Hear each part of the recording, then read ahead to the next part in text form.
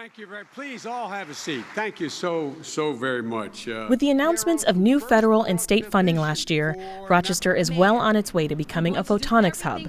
It's also no surprise that at Monroe Community College, there's been an increase in enrollment in the optics program.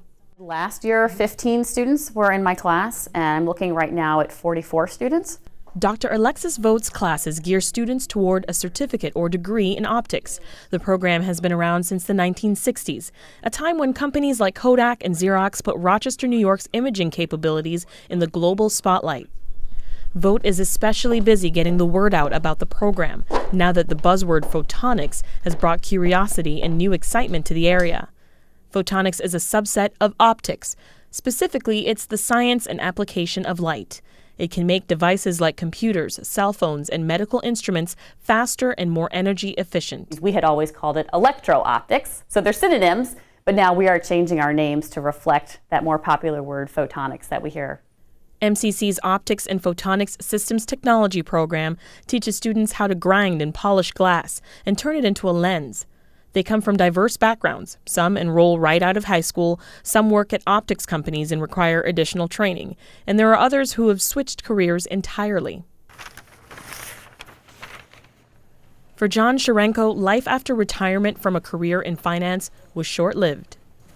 So, okay, what do I do now? So I retired for 4 days. I said, this is not working for me. After more than 2 decades spent crunching numbers in the accounting department at Bosch & Lomb, Sharenko is now counting the number of credits he'll earn when he graduates with an electro-optics degree in 2017. So I take 7 optics courses, 6 electronics courses, a couple math courses, 4 liberal arts. So it really adds up to a lot of credit hours.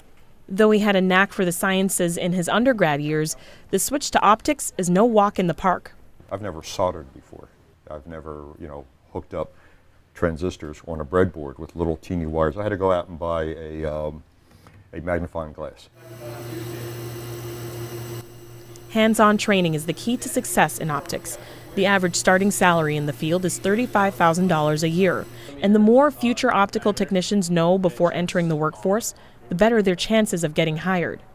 Local companies like Sidor Optics have openings currently available. We just don't have qualified people to fill those openings.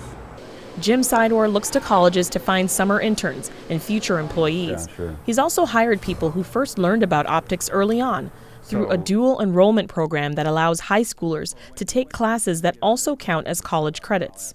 They're used to handling optical components. They know what the optics is doing, as opposed to somebody coming off the street that has never handled a piece of glass before or measured a piece of glass. This is highly technical.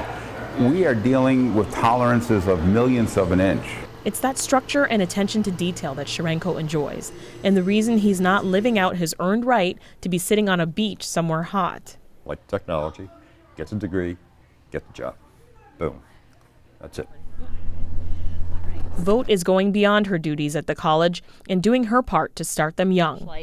The diffraction grating is separating that white light into all of its individual colors. She's working on having the next generation fill the middle skills gap by getting kindergarten kids interested in science. I come with an optics suitcase, as we call it. Little hands-held demonstrations that students can hold. They can see, they can hold something up to the light, and they see a rainbow pattern that forms when they're using a rainbow peephole. And each time, Vought hopes that this important first impression will be a lasting one.